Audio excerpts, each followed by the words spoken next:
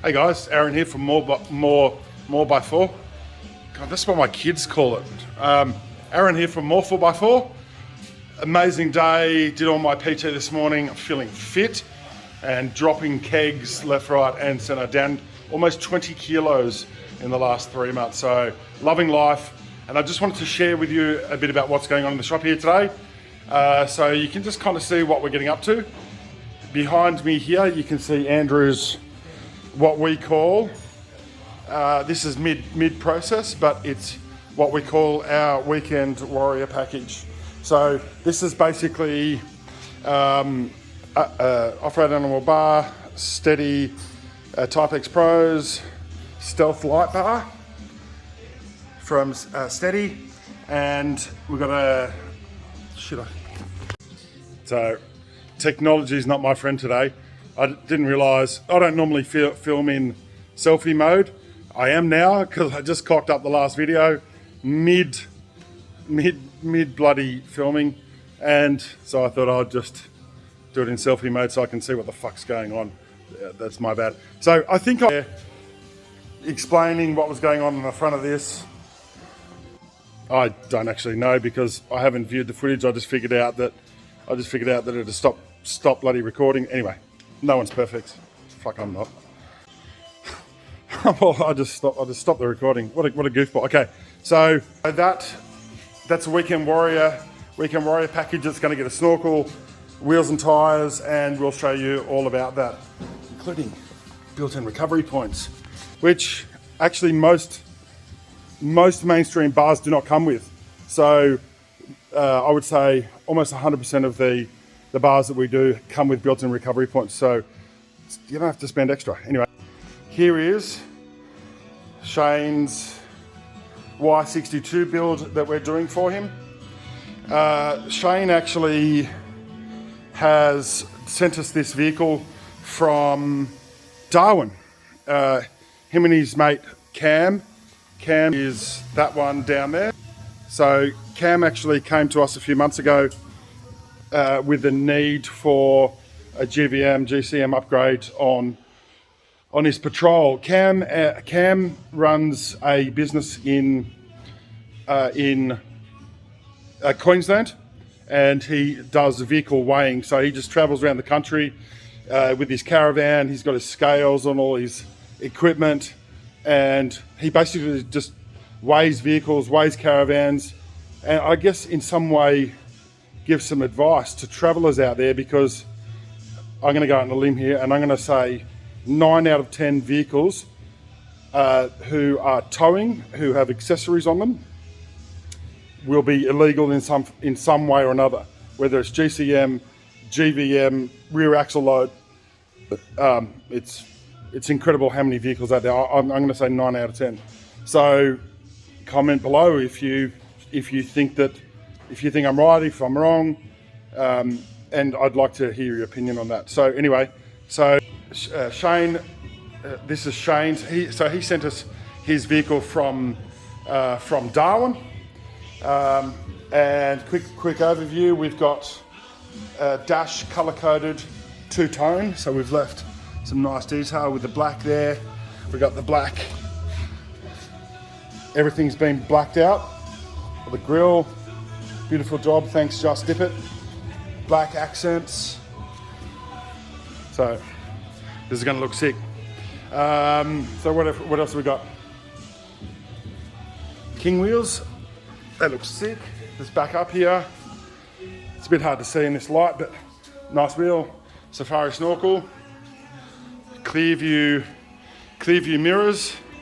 So this is really taking shape. It's all theme, black and white. So we've also done a Tracklander roof rack, and this is so low profile. Let me just flip it here. I don't know if you can see that. Focus, you fuck. Okay, so it's a bit bloody hard to see, but in principle, I believe that this is the lowest profile rack on the market here today. By the way, that is totally baseless. That's just my intuition. I would love to get some detail from the community. Anyone with an ARB base rack, can you help us by giving us some dimensions from the rooftop to the top of the rack and its lowest point. I would love to know. What have we also done? We've also done a 305 watt solar panel, so that he can just have oodles of power. And we are doing a storage system. Actually, we're doing 2 identical systems. Hi, Alex. Hi. I think she was trying to hide. So, Phoenix 2000 watt inverter. So this is like our little production line that we've got going on here. How you going, guys? Hi, Benny. Yeah, so this is our production line. And so that's all coming together here. Ben, tell us what these components are. All right. You point and I'll shoot. So let's go. We've got solar in here. Solar input, so Alright. there's Victron MPPT 20 amp. Yep. So that'll be all easily disconnectable if he ever wants to pull the floor out of the car. Mm-hmm. All right, going to obviously. So where's it, what's this here? What are you mounting it to? This is a false floor. All right, so it's going to make it in such a way that, yeah, you can disconnect it from the car pretty quickly. So we'll basically connect it through an Anderson plug for as far as the solar goes. So the whole thing will come out. So is that this one here that you're doing? Yeah, yeah. So that's the so you're going to put the Anderson plug right there through that hole there. So they're identical. Yep. Then we've got some brains of the unit, which will go to a screen. This like this guy over here, that goes to a screen, which will be mounted on a fascia at the front, basically on the side of the drawers. Mm-hmm. So that's a Victron turbo. Yep. Yep. So basically all these units, so the inverter, the shunt, solar, all communicate with this guy, and then send all the information to the screen. So that's for monitoring power in, power out. Yeah, yeah. Tells you the exact amount of basically energy you got left in your batteries, and if you got everything turned on, you're basically, yeah, you know how long you've got left to go. Okay. What's that? So this is your charger, so 50 amp charger. So we can dial that in exactly how much. Like if you don't want to pull 50, dial it down a bit, or yeah, basically. With this car, it'll be no problems. We can get bigger ones, smaller ones. So what do you mean when you said you can dial it in? So we can hook this up to a laptop and choose exactly how we want this to charge. So what does that mean though? So we can choose whether it's ignition controlled, voltage controlled. We can, like if we want to only charge it 40 amps, we can dial it into the exact amperage that we want through, there's a port at the back here. So we just hook that up to the laptop and control the voltage, which is the amperage. So it's really, because we also deal with the 100 amp units, and naturally you don't, on all cars they can't necessarily handle like 100 amps at idle, because you'll just blow up an alternator.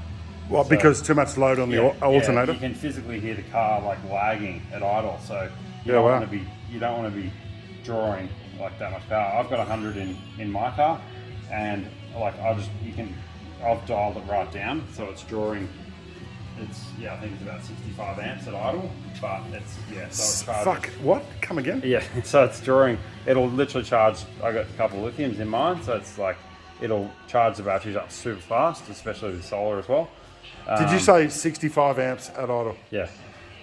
How come you never told me this? Well, I think Ben's spending money on shit without asking me. Well, let's just move on to the next item, right? So with so this little guy, this is a BMS for the battery. So it's got a little BMS for the battery that we've got in it, because it's got a 200 amp Victron battery. So this essentially, again, talks to these other devices. So if for any reason you're basically pulling too much current out of the battery and it can't handle it, it'll actually switch the devices off. All right, so this is all, obviously it's not run yet, but we've got, it's all interlinked, the whole system's interlinked, rather than your typical, charging system that they don't talk to each other. So this all does, so everything stays nice and safe. That's your shunt there, which again, that will monitor. That basically tells you exactly how much power. What does the shunt do? It's shunt, essentially it flows, because the negative side of the battery, so as long as it's very common for people to not necessarily hook these up correctly, but this essentially monitors the current flowing in and out of the battery. So it's into the battery, so from alternator? In and out. So, yep. You know, we've got the inverter, basically all the devices running in and out of the shunt, right? So you can see solar flowing through the shunt, you can see the inverter running through the shunt. Basically everything runs through the shunt. Yep. So you can see what everything's doing through that device. It's all Bluetooth. Naturally, it runs through the screen as well. 500. That's capable of handling 500 amps. Yeah, 500 amps. So it's You so can get especially that is absolutely not needed in this. Yeah. Especially if someone is running a big inverter, 3,000 watt inverter or something. Yeah. They can pull hundreds of amps, right? Yeah. Like a normal, even at sort of normal capacity of a 2,000 without going into peak, because this will do 4,000 peak. So that, like, it'll still pull at standard 200 amps out of a battery. So yeah, that's still, it'll kill it. Where's the battery? So the battery is essentially going to be sitting right here. So it's like it's quite tight, but it means that he maintains his flat floor and he's got oodles of room in there. Yep. So there's still plenty of room in here. That's why everything's kind of sitting, kind of almost looks odd here at the moment, but it's all for a purpose. Okay. So, okay, thanks, Benny. I'll come back to you when we get a bit closer. Yeah. Thanks for your input, buddy. Oh, all good. You're awesome, bro. So we've also got some drawers, some custom-made drawers that we've done for Shane and Cameron, so they can house their equipment. They've got very specific equipment. Boys are noisy today. That's good because that means shit's getting done. So we did some custom drawers for this very specific equipment the guys have. So and we worked with Off-Road Systems to achieve that, and the guys are stoked because they didn't know how they were going to achieve it, and thanks to Brian and the team at ORS, we've managed to achieve that. We'll show you more of that once it's in. So that's Cameron's vehicle. Same deal with the roof rack, snorkel. They're very, very similar builds. And this is Steve's